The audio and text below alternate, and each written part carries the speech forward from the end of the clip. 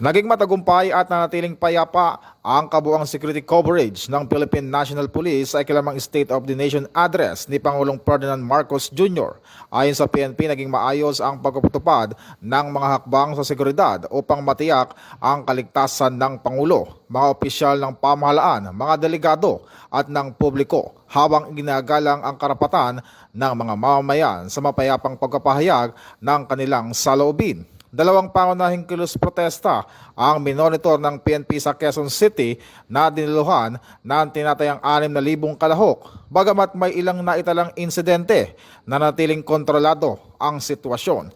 39 na individual ang inaresto dahil sa iba't ibang paglabag sa umiiral na batas at mga ordinansa. Pinuri naman ni PNP Chief Police General Jose Melencio Nartates Jr.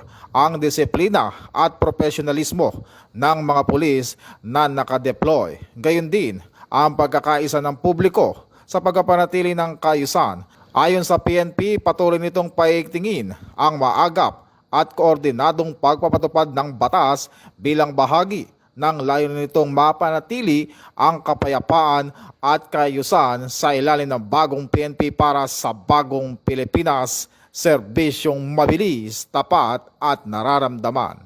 Mula po dito sa Campo Crame, ako po si Patrolman Adrian Dayaw nagbabalita, bagong PNP para sa bagong Pilipinas, serbisyong mabilis, tapat at nararamdaman.